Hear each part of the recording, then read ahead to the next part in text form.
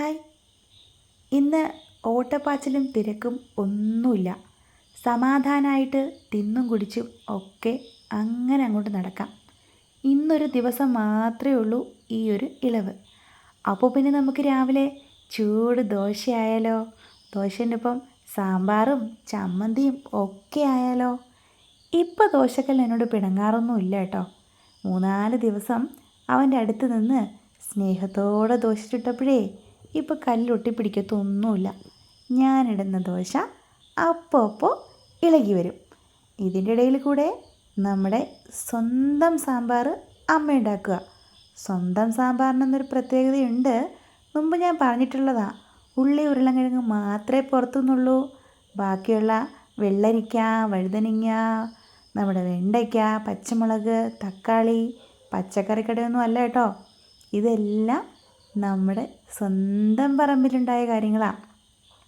അപ്പോൾ സാമ്പാറൊക്കെ അടുപ്പത്ത് വെച്ചിട്ട് നമ്മളിനി നമ്മുടെ വെണ്ടയ്ക്കയും തക്കാളിക്കയും കൂടി വഴറ്റാനായിട്ട് അരിഞ്ഞു വെച്ചു. അതൊരു പാതി വേഗം ആകുമ്പോഴാണ് കടുവറുത്ത് നമ്മൾ അതൊക്കെ വഴറ്റി അതിലിട്ട്. സാമ്പാറിൻ്റെ പരിപാടി മുഴുവനും അമ്മയാണ് കേട്ടോ. ഞാൻ ഉണ്ടാക്കി കഴിഞ്ഞാൽ അത് കാടിവെള്ളം പോലായിപ്പോവും. ഉള്ളത് പറയാമല്ലോ, സത്യാന്നേ. ഇനി നമുക്ക് വെള്ളച്ചമ്മന്തി ഉണ്ടാക്കാം. കാന്താരി മുളകും ചെറിയ ഉള്ളിയൊക്കെ ചേർത്ത് തേങ്ങയിൽ അരച്ചെടുത്ത് കടുക് വറുത്ത് നമ്മൾ ചമ്മന്തി ഉണ്ടാക്കി. ഈ സമയം കൊണ്ട് നമ്മുടെ സാമ്പാറൊക്കെ ഏകദേശം ഒരുവിധം ആയിട്ടുണ്ടായിരുന്നു കേട്ടോ. അപ്പോൾ ഇനി നമുക്ക് നമ്മുടെ വെണ്ടയ്ക്കയും തക്കാളിയും കൂടി വഴറ്റി ചേർത്ത് സാമ്പാർ ഉണ്ടാക്കാം. അങ്ങനെ നമ്മുടെ സാമ്പാറും നമ്മുടെ ദോശയും ചമ്മന്തിയും ഒക്കെ റെഡി ആയിട്ടുണ്ട്. രാവിലത്തെ കാപ്പി അടിപൊളിയായിരിക്കും. ആയിരിക്കും എന്നല്ല, ആണ്. ഞാനൊരു പ്ലേറ്റിൽ 2 ദോശയും ഇത്തിരി ചമ്മന്തിയും അതിൻ്റെ കൂടെ ഇച്ചിരി സാമ്പാറും എടുത്തൊഴിച്ചു കേട്ടോ. ഇതിൻ്റെ കൂടെ ഇത്തിരി മുളക് ചാലിച്ചതും കൂടി വേണമായിരുന്നു. ആഡംബരമായി പോവും, വേണ്ട. പിന്നെ കുഞ്ഞപ്പൂനെ കൊണ്ടുപോയി മുടിയൊക്കെ ഒന്ന് വെട്ടിയിട്ട് വീട്ടിൽ വന്നു. ഇന്നലെ മേടിച്ച 4 ചൂര ഉണ്ടായിരുന്നു. നെയ്ച്ചൂരയായിരുന്നു കേട്ടോ. പക്ഷേ എനിക്കത് എടുത്തപ്പോൾ തോന്നി ഇത് ഇന്നലെ തന്നെ കറി വെച്ച് വെക്കേണ്ടിയിരുന്നു എന്ന്. അപ്പോഴാണ് എൻ്റെ മീനുക്കുട്ടി അങ്ങോട്ട് വന്നത്. മീനുക്കുട്ടി ആദ്യം വിചാരിച്ചതേ ഞാൻ ഫോട്ടോ എടുക്കാമെന്ന് കേട്ടോ. പിന്നെയാണ് അത് വീഡിയോ ആണെന്ന് മനസ്സിലായത്. അപ്പം തന്നെ ഓടിക്കളഞ്ഞു. കുഞ്ഞപ്പോൾ ഇവിടെ ഭയങ്കര പണിയിലാണ് കേട്ടോ. ഈ പ്ലാസ്റ്റിക് കവറിൽ ഇതേപോലെ വെള്ളമൊക്കെ നിറച്ചിട്ട് ഭയങ്കര കളിയാണ്. അപ്പോൾ അമ്മ അപ്പോഴാണ് കാപ്പി കുടിക്കാനെടുത്തത്. അത് പിന്നെ കുഞ്ഞപ്പും കൂടി ഇച്ചിരി പിച്ചി പറിച്ച് കൊടുത്തു. ഞാൻ പിന്നെ നമ്മുടെ ചൂരമീനൊക്കെ റെഡിയാക്കാൻ പോവുകയാണ് കേട്ടോ. മീൻ വാങ്ങിക്കൊണ്ട് വന്നാലേ അത് അത്യാവശ്യം നല്ല മീനൊക്കെ ആണെന്നുണ്ടെങ്കിൽ അത് അപ്പോൾ തന്നെ അങ്ങ് കറി വെച്ച് വെക്കണം. പിറ്റേന്ന് എടുത്തു കഴിഞ്ഞാൽ കുറേ കൂടി ടേസ്റ്റ് കൂടുമല്ലോ. പക്ഷേ ഇന്നലെ ഞാൻ കൊണ്ടുവന്നപ്പോഴുണ്ടല്ലോ എനിക്കൊട്ടും വയ്യായിരുന്നു കേട്ടോ. അതുകൊണ്ട് ഞാനതങ്ങ് ഫ്രിഡ്ജിൽ വെച്ചു. രാവിലെ എടുത്തപ്പോഴത്തേക്കിനും എല്ലാം കൂടി ഒരുമാതിരി ആയിരിക്കുന്നുണ്ടായിരുന്നു. എന്നാലും വേണ്ടില്ല. പിന്നെ അതൊക്കെ കറിയാക്കാനുള്ള കാര്യങ്ങളൊക്കെ ആയിട്ട് റെഡിയാക്കി മീനൊക്കെ വെട്ടി വെച്ചിട്ടേ ഞാൻ പിന്നെ കുറച്ച് ചേമ്പിൻതാൾ പറിക്കാൻ പോയി കേട്ടോ. ഇന്ന് നമുക്ക് ചേമ്പിൻതാൾ മെഴുക്ക് പുരട്ടി എടുക്കാം. എനിക്കിത് ഏറ്റവും ഇഷ്ടപ്പെട്ടൊരു ഐറ്റമാണ്.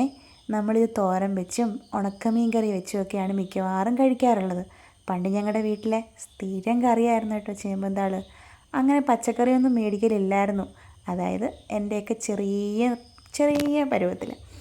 അപ്പോൾ നമ്മളിതുകൊണ്ട് ഉണക്കമീൻ കറി വയ്ക്കും.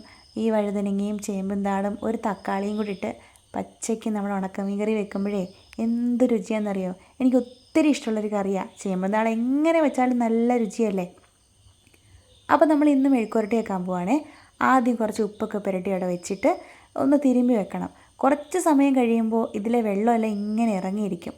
അപ്പം നമ്മൾ അതൊക്കെ ഒന്ന് പിഴിഞ്ഞ് വെച്ചിട്ട് നമ്മുടെ മീനൊക്കെ കലക്കി അടുപ്പത്താക്കാൻ നോക്കി കേട്ടോ. അരപ്പൊക്കെ കലക്കി ഒഴിച്ചു, തിളച്ചു, മീൻ പറക്കിയിട്ടു. പിന്നെ മീൻ കറിയും റെഡി ആയിക്കൊണ്ടേയിരിക്കുന്നുണ്ട്.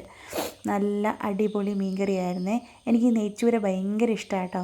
നെയ്ച്ചൂര എന്ന് പറയുമ്പോൾ സാധാ ചൂരയെക്കാട്ടിലും ഒരു ഇത്തിരി പരന്നിരിക്കുന്നൊരു സൈസ്. അപ്പോൾ അത് കഴിഞ്ഞിട്ട് വന്നിട്ട് നമ്മുടെ കടുക് വറുത്തിട്ട് നമ്മുടെ മെഴുക്ക് പുരട്ടി റെഡിയാക്കി.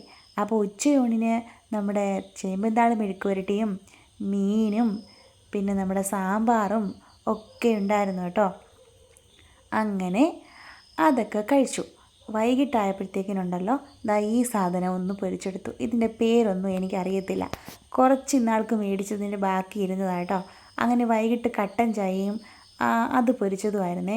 പക്ഷേ എണ്ണ കുറച്ച് കുറവായിരുന്നത് കാരണം അതങ്ങ് കരിഞ്ഞു പോയി കേട്ടോ. എങ്കിലും കയർപ്പും കയ്പും ഒന്നും ഇല്ലായിരുന്നു, നല്ല ടേസ്റ്റൊക്കെ ഉണ്ടായിരുന്നു കേട്ടോ.